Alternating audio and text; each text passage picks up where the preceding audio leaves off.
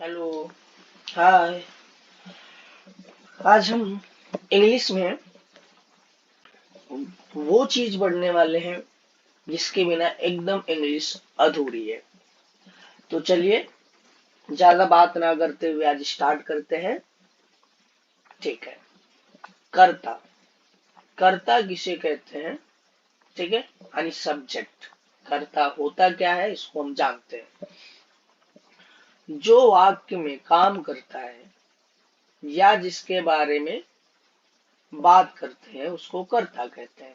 कह रहा है कि जो वाक्य में काम करता है या जिसके बारे में हम बात करते हैं उसको कर्ता कहते हैं। क्या कह रहा है? देखिए, वह क्या है? वह किताब पढ़ रहा है। तो देखिए, किताब पढ़ने का काम जो करता है यहाँ पे उसे कर्ता कहते हैं। मान लीजिए कोई वह है, ये लड़का है जिसको हम वह कह रहे हैं, या वह किताब पढ़ रहा है, तो मतलब ये कर्ता हो गया। ठीक है, वह किताब पढ़ रहा है मतलब यह कर्ता हो गया। ठीक है, यानी जो काम कर रहा है उसको हम क्या कहते हैं? कर्ता कहते हैं। या जिसके बारे में बात करते हैं उसको कर्ता कहते हैं। दूसरा है, जैसे यहाँ पे लिखा है रीता बाजार जा रही है। रीता बाजार जा रही है, तो यहाँ बाजार जाने का काम कौन कर रहा है? रीता कर रही है। तो ये जो रीता है ये हो गई कर्ता। बाजार जाने का काम कौन कर रहा है? रीता कर रही है, तो रीता क्या हो गई? कर्ता। ठीक है, अब इसके बाद है सोहन राम का बेटा है। यहाँ पे आप समझिएगा बात किसके बारे में हो रही है? सोहन। सोहन के बारे में बात हो रही है। सोहन के बारे में। सोहन क्या हो गया? आपका कर्ता हो गया। यानी कर्ता क्या होता है? कर्ता क्या होता है? जो वाक्य में काम करता है या जिसके बारे में हम बात करते हैं उसको कर्ता कहते हैं। ठीक है, बात आई समझ में? चलिए, ये लिखा है कि रोमा। रोमा क्रिकेट खेल रही है, तो क्रिकेट खेलने का काम कौन कर रहा है? रोमा कर रही है, तो रोमा क्या हो गई? कर्ता हो गई। ठीक है। अब आगे देखते हैं। वह, रीता, सोहन, रोमा सभी करता है। जो अभी हमने वाक्य में पढ़ा था, देखिए रोमा है, ऊपर वह था, रीता, सोहन, सब के सब क्या है? करता है। अब कर्ता के भी कुछ प्रकार होते हैं। ठीक है, कर्ता के भी क्या होते हैं? कुछ प्रकार होते हैं। Types of subject. कर्ता दो प्रकार का होता है। एक वचन कर्ता, जिसको इंग्लिश में सिंगुलर सब्जेक्ट कहते हैं। ही, सी, इट या किसी का नाम। ही, सी, इट या किसी का नाम एक वचन कर्ता होता है। कह रहा है कि एक वचन कर्ता क्या होता है? ही, सी, इट या किसी का भी नाम हो सकता है। जैसे नाम में यहाँ पे है रोमा, सीमा, सोहन, ताजमहल, लाल किला, दिल्ली, मुंबई, टॉमी, शेरू इत्यादि। देखिए, नाम का मतलब हो गया बस नाम। किसी का भी वो नाम हो सकता है, चाहे वो चीज जिंदा हो या चाहे जिंदा ना हो, वो नाम होना चाहिए बस। उस अगर नाम है तो वो क्या कहलाएगी? एक वचन कर्ता में कहलाएगी। बाकी ही सी इट तो है ही है। ठीक है, आगे देखते हैं। एक वचन कर्ता हो गया। अब आपका है बहुवचन कर्ता। प्लूरल सब्जेक्ट क्या होता है? प्लूरल सब्जेक्ट क्या है? प्लूरल सब्जेक्ट देखिए, I, we, you, they, these, those तथा एक से ज्यादा वस्तुएं या लोग। एक से ज्यादा वस्तुएं या लोग, ठीक है, बहुवचन कर्ता होते हैं। देखिए, जैसे बुक्स। बुक्स मतलब एक किताब की बात नहीं है, बहुत सारी बुक्स की बात है। चेयर या चेयर्स की बात है, बहुत सारी चेयर्स हैं। मतलब कह रहा है कि आई, वी, यू, ठीक है, दे, दीज, दोज तथा एक से ज्यादा वस्तुएं या लोग जो होते हैं उनको हम क्या कहते हैं, बहुवचन कर्ता कहते हैं। आई को लेकर आप लोग कंफ्यूज ना रहिएगा, क्योंकि जो आई है ये कभी कभी एक वचन कर्ता के साथ भी आ जाता है। जैसे पास्ट कंटिन्यूअस टेंस जब आप पढ़ेंगे तो उसमें आई के साथ वाज लगता है। बाकी ऐसे यूज किया जाता है, अंग्रेज ऐसे यूज करते हैं तो हम भी ऐसे यूज करेंगे। ठीक है, करता आपको समझ आ गया। अब हमको पढ़ना है वर्ब क्या होता है। वर्ब के बारे में भी थोड़ा जान लेते हैं। वर्ब को हिंदी में क्रिया कहते हैं। वैसे वर्ब दो प्रकार की होती है यहाँ पे, एक हेल्पिंग वर्ब होती है और एक मेन वर्ब होती है, लेकिन हम यहाँ सिर्फ वर्ब के बारे में जानेंगे, जिसको मेन वर्ब एक तरीके से कहेंगे हम। देखिए, जो काम शरीर से करते हैं, कह रहा है जो काम शरीर से करते हैं उसको क्रिया कहते हैं। जो काम शरीर से करेंगे उसको क्या कहेंगे, क्रिया कहते हैं। जैसे जैसे यहाँ पे देख लीजिए, जो काम शरीर से करते हैं उसको क्रिया कहते हैं। जैसे रीमा खाना बना रही है, तो यहाँ पे सोचिए कि इसमें कौन सा ऐसा काम है जो हम शरीर से कर रहे हैं। देखिए, बना यानी खाना, यानी जो आप बनाओगे उसको आप क्या करोगे, अपने शरीर से बनाओगे, हाथ वगैरह लगाओगे उस पर। ठीक है, तो बनाने का काम जो हो रहा है वो शरीर से हो रहा है, तो ये क्या हो गया, क्रिया हो गई। ठीक है, साहिल अपने घर जा रहा है, तो जो जाने का काम है, जो जाने का काम है वो क्या होगा, शरीर से होगा। तो ये रहा साहिल, देखिए कदमों से जा रहा है, तो जाने का जो काम है वो शरीर से हो रहा है। तो यहाँ पे क्रिया जो हो गई वो हो गई जाना। क्या हो गई, क्रिया हो गई आपका जाना। ठीक है, आई बात समझ में। मैं नदी में कूद रहा हूं, तो अब यहाँ पे देखिए, मैं नदी में कूद रहा हूं, तो कूदने का, ये देखिए कूदने का जो काम है वो शरीर से किया जा रहा है, तो जो शरीर से काम होता है उसको कहते हैं क्रिया। तो कूदना क्या हो गया, क्रिया हो गया। ठीक है, चलिए आगे देखते हैं। इसमें देखिए, बना, जा, कूद, सब के सब क्या है, क्रिया है। तो क्रिया समझ में आया, जो काम हम अपने शरीर से करते हैं उसको क्रिया कहते हैं। ठीक है, ऑब्जेक्ट, ऑब्जेक्ट क्या होता है, जिसको हिंदी में कर्म कहते हैं।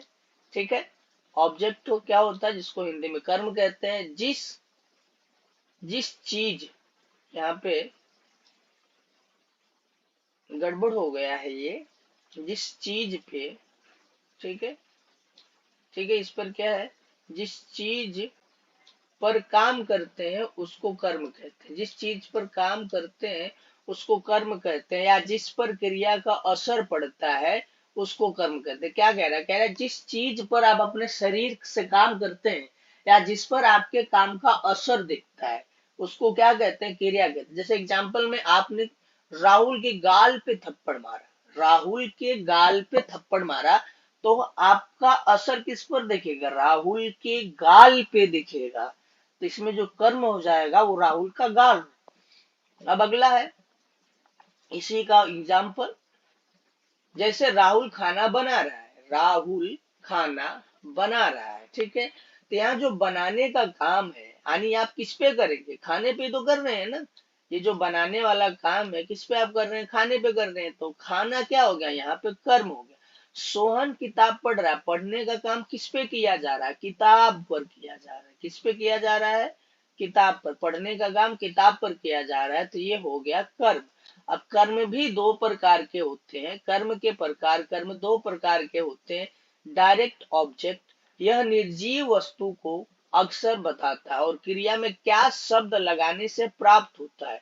कह रहा है जो जो डायरेक्ट शब्द होता है, जो डायरेक्ट ऑब्जेक्ट होता है, वो क्या करता है, ठीक है, वो निर्जीव वस्तु को अक्सर बताता है और एक क्रिया में क्या शब्द लगाने से प्राप्त होता है, क्रिया में क्या शब्द लगाने से प्राप्त होता है। जैसे एग्जाम्पल, उसने मुझे किताब दी, तो क्रिया यहाँ पे सबसे पहले क्या है, सबसे पहले तो क्रिया पहचानेंगे। यहाँ पे दी क्रिया है, क्या है, दी क्रिया है, तो यहाँ लिखेंगे क्या दी, क्या दी, तो आंसर क्या आएगा, किताब दी। तो किताब क्या हो गया, डायरेक्ट ऑब्जेक्ट हो गया। क्या दी मतलब किताब दी, तो किताब क्या हो गया, डायरेक्ट ऑब्जेक्ट हो गया। ठीक है, आई बात समझ में। ठीक है, अगला एग्जाम्पल इसका, वह मुझे किताब पढ़ाते हैं, वह मुझे किताब पढ़ाते हैं। तो इसके पहले क्रिया पहचानेंगे कि इसकी क्रिया क्या है, इसकी क्रिया क्या है उसको पहचानेंगे। पढ़ाते, पढ़ाते क्रिया है, तो यहाँ लिखेंगे क्या पढ़ाते हैं, क्या पढ़ाते हैं। तो आंसर मिला किताब पढ़ाते हैं, तो किताब क्या हो गया, डायरेक्ट ऑब्जेक्ट हो गया। ठीक है, तो डायरेक्ट ऑब्जेक्ट कैसे पता करते हैं, क्रिया में क्या शब्द लगाते हैं, क्या लगाते हैं, क्या शब्द लगाते हैं क्रिया में। क्रिया में क्या शब्द लगा के जब आप प्रश्न पूछोगे तो आपको क्या मिलेगा, जो आंसर मिलेगा ना वो आपका हो जाएगा डायरेक्ट ऑब्जेक्ट। आई होप आपको ये समझ आया होगा। ठीक है, अब इनडायरेक्ट ऑब्जेक्ट क्या होता है उसके बारे में जान लेते हैं। इनडायरेक्ट ऑब्जेक्ट, इसमें कोई जीवित वस्तु या पर्सनल प्रोनाउन होता है और यह क्रिया में किसे या किसको लगाने से प्राप्त होता है। कह रहा है क्रिया में किसे या किसको लगाने से मिलता है। देखिए पर्सनल प्रोनाउन, जब मैं प्रोनाउन पढ़ाऊंगा तो मैं वहां पर आपको अच्छे से समझाऊंगा। अभी फिलहाल मैं एकदम जीरो लेवल से स्टार्ट कर रहा हूं, तो जिसको आता होगा कृपया वो सब्र करके देख लेगा। ठीक है, और अगर आप देख रहे हैं तो आपके पास कॉपी और कलम होनी चाहिए। और मेरा वादा है कि अगर आप वीडियो को ईमानदारी से देखकर लिखेंगे और प्रैक्टिस करेंगे तो आपकी इंग्लिश बहुत बढ़िया हो जाएगी आने वाली वीडियोस में। ठीक है, चलिए अभी स्टार्ट करते हैं आगे से। इनडायरेक्ट ऑब्जेक्ट, इसमें कोई जीवित वस्तु या पर्सनल प्रोनाउन होता है और यह क्रिया में किसे या किसको लगाने से मिलता है। पिछले वाले में हमने क्या लगाया था और यहाँ पे किसे या किसको लगाएंगे। चलिए एक एग्जांपल लेके समझ लेते हैं। उसने मुझे किताब दी, उसने मुझे किताब दी। सबसे पहले यहाँ क्रिया पहचानेंगे। ठीक है, तो यहाँ पे उसने मुझे किताब दी, तो यहाँ पे हम लिखेंगे पहले किसे दी। देखिए किसे दी, किसे दी मतलब आंसर क्या आया, मुझे। किसे दी मतलब मुझे, तो मुझे क्या हो गया, ये आपका होगा इनडायरेक्ट ऑब्जेक्ट। आई बात समझ में। आप किसी भी जिसमें दो ऑब्जेक्ट होंगे उसमें अगर आप ऐसा करेंगे तो आपको डायरेक्ट और इनडायरेक्ट दोनों ऑब्जेक्ट मिल जाएगा। एक चीज और, एक चीज और मैं जैसे एक और लिख देता हूं, राहुल, राहुल मुझे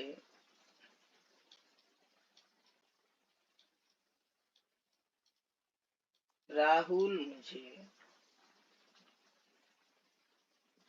पानी दिया, राहुल मुझे पानी दिया। तो दिया में आप लगाएंगे किसे, तो आंसर आएगा मुझे, तो मुझे होगा राहुल। उसको राहुल ने थप्पड़ मारा। ठीक है, किसको मारा, उसको मारा। ठीक है, तो ये आपका हो गया इनडायरेक्ट ऑब्जेक्ट। नोट, कभी कभी वाक्य में दोनों ही ऑब्जेक्ट सजीव होता है।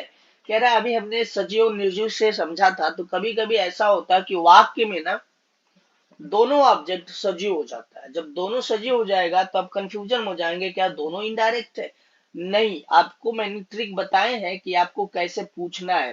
तो सोहन ने मुझे मुर्गी दी, तो यहाँ पे आप लिखेंगे क्या दी, आंसर आया मुर्गी दी, तो मुर्गी डायरेक्ट हो गया।